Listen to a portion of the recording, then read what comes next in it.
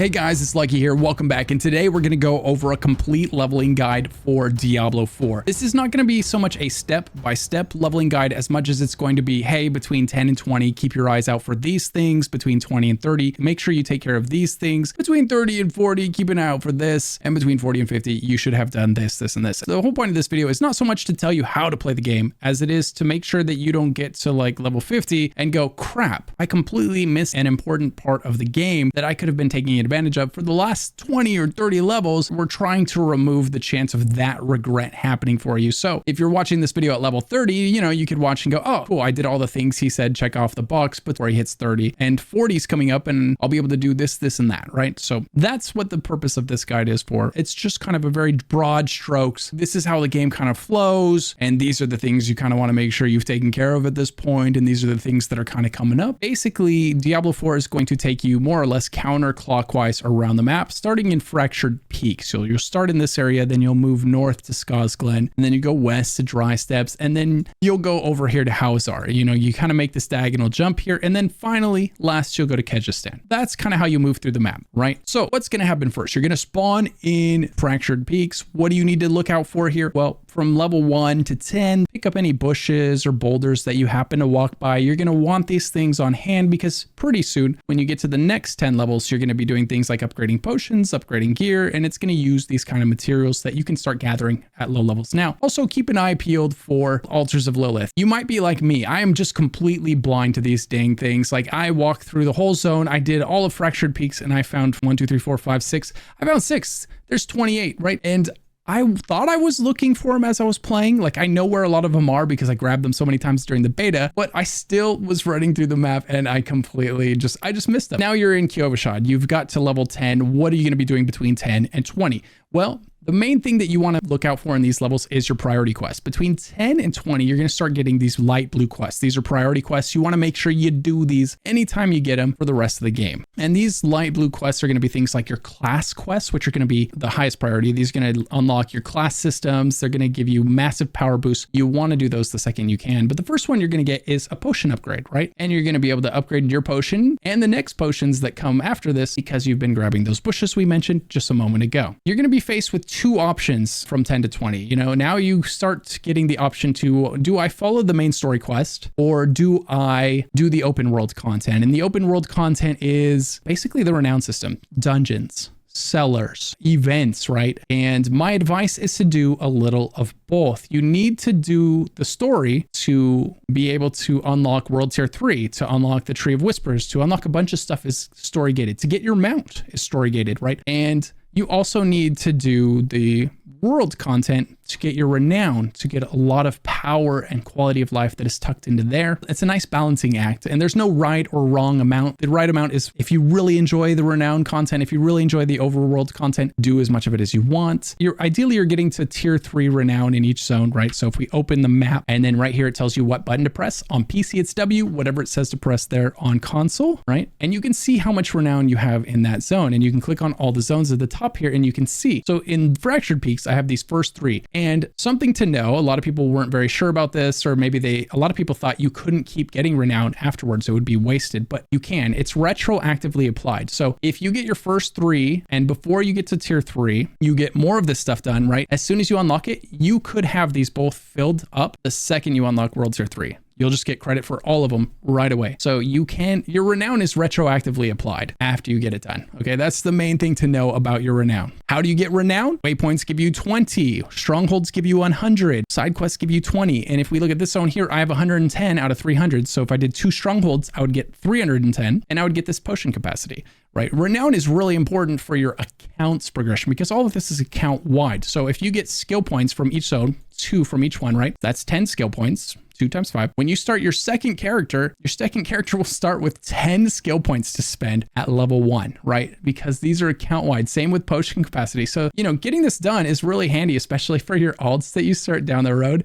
It's kind of nice. That's kind of like the 10 to 20 area. So one of the first things I recommend doing, besides every time a priority quest comes up, you do it. So the potion one is the first one, and you go upgrade your potion at level 10. Right at level 10, go upgrade that bad boy. It's going to make it 3 times as effective, and that's great. You want that, right? And then pretty soon as you're leveling up, you'll see the blacksmith pop up and the jeweler pop up and the oculus pop up, right? And then you can start using those. And I highly advise you to use those. When you find a really good piece of gear, don't be shy about upgrading it a level or 2 or even 3. You know, you don't have to do the last level of upgrades, but you're going to have way more materials from salvaging gear, and you're going to have way more gold than you need. So upgrading gear to like level 2 and 3, it's really cheap compared to how effective it is. So take advantage of that system. Don't be shy about, hey, I just got a really good legendary. Upgrade it a few times. That's okay. Here's the orange area on the map. When you see these, it says an event is nearby. You want to do these events. These events are going to give you tons of gambling currency, which is great for hyper-focusing specific pieces of gear you need. If your gloves are falling behind and you need a pair of gloves, then you spend the currency you get from these gambling on specifically gloves. So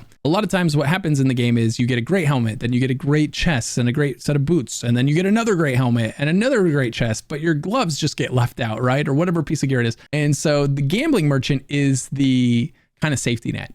If that starts happening to you, then you go and you use your gambling currency, these obols that you get from events, and you gamble on the piece that you're just not getting to drop. And then every 5 to 10 pieces I gamble on, it has given me a legendary, right? And so when you're running through the game, always do your events, because you're always going to want more of this gambling currency. It's a very effective way to get upgrades. And these events also give good experience and good rewards to boot. So when you happen to be near one, do it. That way you don't have to go out running around the world looking for them specifically later on. If you just do them as you run into them, it's perfect. As far as which dungeons you should do is you're going to want to do the dungeons that have aspects relevant to your character. How do you know which ones those are? You hover over it and it says, hey, this is druid only. It says it in red text right there, which means it has nothing useful for my sorcerer that I'm on, right? But if I hover over this one, well, I've already done it, but it would say that it's all classes can use it, right? If I hover over this one, it's sorcerer only. If I hover over this one, it's barbarian only, right? So I would do the dungeons that could unlock something useful for the character I'm playing at this time. And then when I make a barbarian, he'll have dungeons to run because I haven't run them yet, and he'll be able to unlock aspects for himself and level up through the game naturally. Lost Archives is actually an important one to mention because this is one that is good on every single class, and it's one of the strongest early game aspects in the game. My advice is everybody between level 10 and 15, not until 15 if you're a sorcerer, because sorcerer's class quest is here. So you'd have to do it twice if you do it before you're level 15. So let's say around level 15, everybody should go do Lost Archives and get this aspect. And if you're struggling in there, knock it down to World Tier 1 so that you can get the aspect. And then you'll find that it's so much easier to stay alive against every elite pack, every boss, because it gives you a massive shield every 30 seconds anytime you're fighting elites and bosses, right? So this is one that I highly recommend for everybody on every character. Just go grab it, use it. Thank me later. If you're wondering what other aspects are going to be useful for your character in each zone, check out my written guides linked in the description below. At the bottom of every written guide, if you're playing a sorcerer, just scroll down to the sorcerer guide and look at the bottom, and it says all the aspects that are useful for sorcerers in Fractured Peaks. And then it says all these aspects are useful for sorcerers from Skosglen. So oh, I need to run these 2 dungeons in Fractured Peaks, and I need to know this 1 dungeon in Skosglen, and so on, right? So all those written guides can be really handy if you want to take advantage of that resource. If you want to spelunk around and try to find them yourself, go for it. That's great too. All right, now between 20 and 30, around this time, you should be getting ready to enter Skosglen, if not a little before. And you hopefully got, maybe to tier 3 of renown while you were in Kiovashad. That would be a nice goal to get, because then you get your 2 skill points and your potion capacity. Now you're in Skosglen. And same thing, you can try to do renown activities while you're doing the main story quests here that are going to give you enough renown to get maybe the 2 skill points and the potion capacity again, right? And same thing. Now you're going to get over here to Dry Steppes between 20 and 30. And then between 30 and 40, you'll probably be heading over to Hawazar.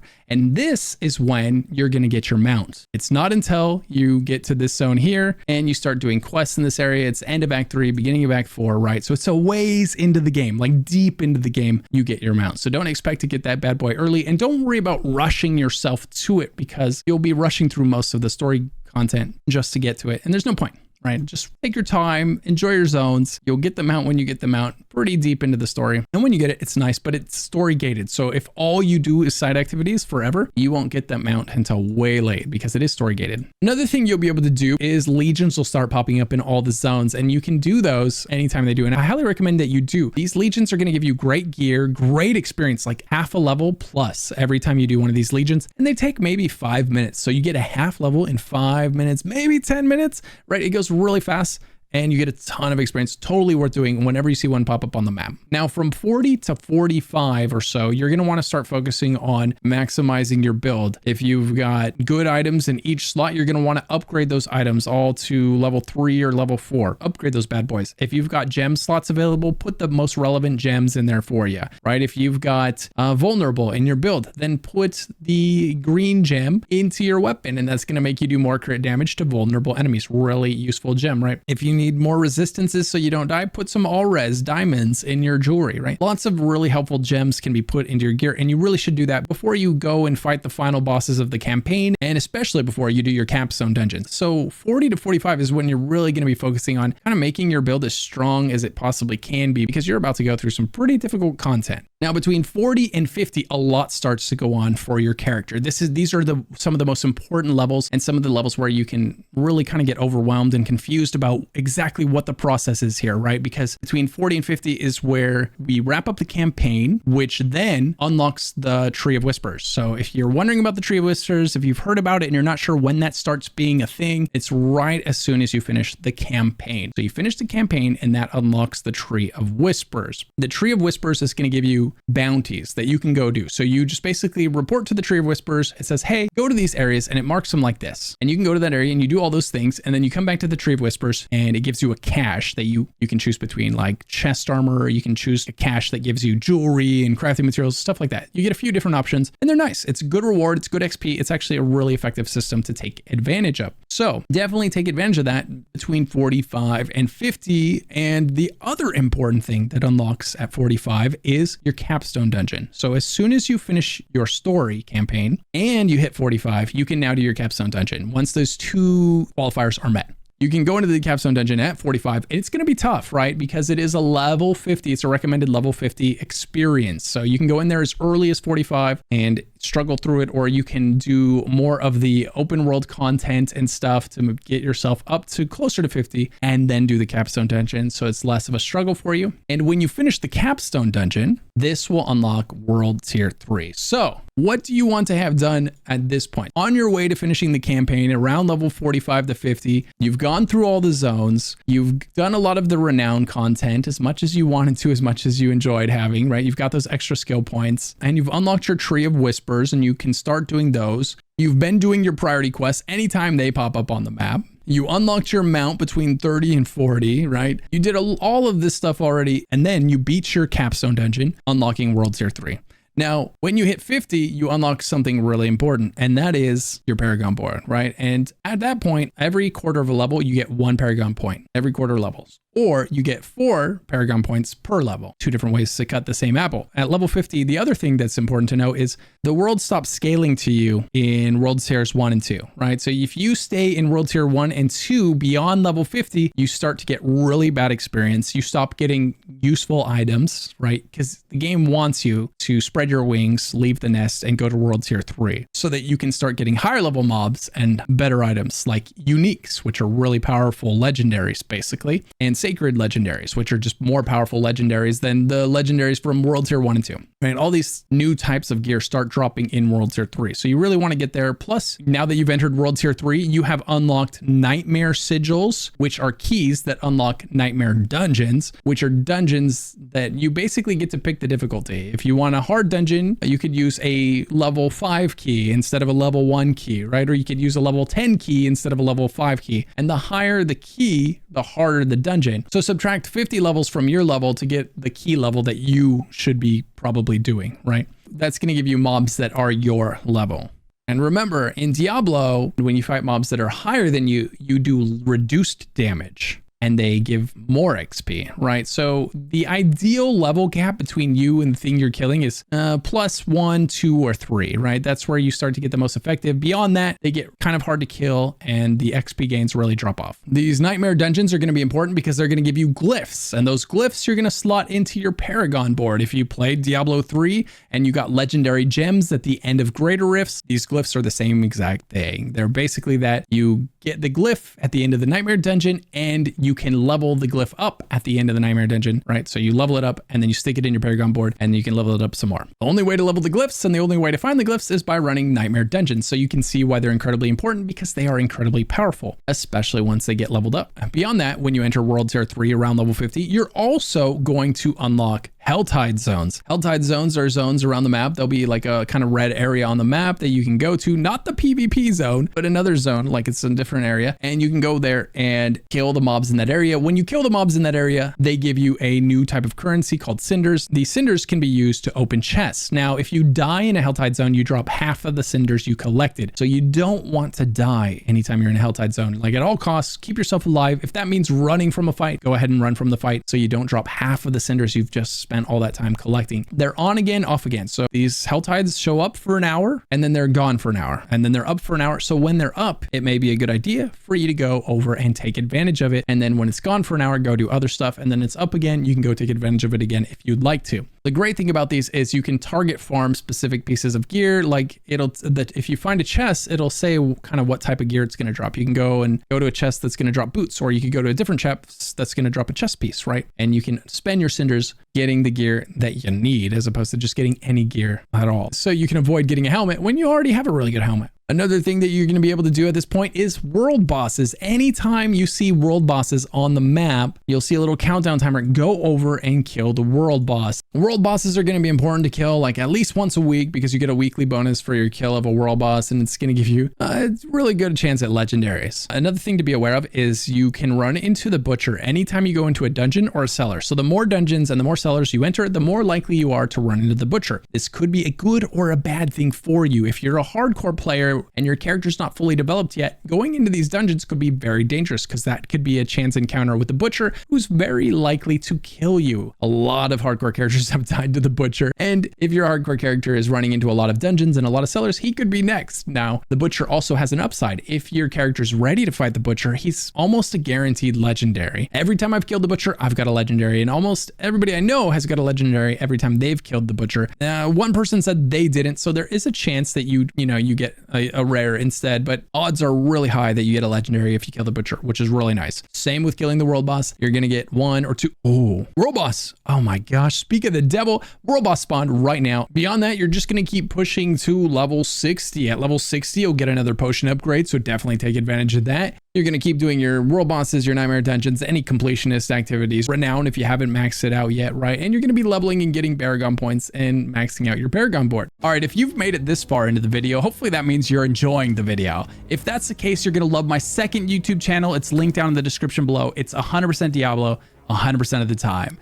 Be sure to check that out. All right, let's get back to this video. All right, and from 60 to 70, what you're going to do is you're going to start preparing your character for your next capstone dungeon. At around 70, you're going to be eligible for your next capstone dungeon to let you into World Tier 4, right? So once again, you're going to want to make sure you have as many of those uniques and ancestral items on as you possibly can and get them upgraded and get your gems all sorted out. Make sure your Paragon board is looking good so that when you go to that capstone dungeon at around 70, you have the best chance of succeeding. From 70 to 100, it's more of the same, right? You're just doing all of the same things you've been doing, but you're doing them in World Tier 4. You're getting even better legendaries, even better uniques that weren't available to you before, and you're getting ready to take down that final pinnacle boss at the very end of the game. And that is the very broad strokes description of the things that you're going to want to make sure you take care of and around when you want to take care of them so that you hopefully don't miss anything terribly important on your way through the game. Hopefully this makes playing the game a little less stressful for you if you're feeling a little unconfident about what you're doing and you're wondering, am I missing something something important? Am I doing this all wrong? Am I going in the right order? The order is not that important. You know, it's more about in this level range, make sure that you do all of your priority quests when they start popping up. You know, when you're in this level range, you're going to get your mounts and you want to start preparing for that nightmare capstone dungeon, you know, stuff like that. So if you have any questions, don't hesitate to ask them down in the questions below or swing by my Twitch stream over at twitch.tv/luckyghost. You can watch my stream on June 5th for drops in Diablo. And if you give me 2 subs, you get a new mount. So, hey, if you're looking to do something like that, I'm there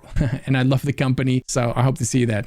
Thanks for watching, and a massive shout out to my YouTube members. If you want to become a YouTube member for behind the scenes footage and special access to a private Discord channel, go ahead and hit the join button down below. If you're looking for a build guide, check out the written guides linked in the description below. There's a video attached to every single one of those that tells you how to play those builds. So check those out at d4.justlooted.com. If you're not sure what to do next, maybe check out one of the videos popping up on screen right now.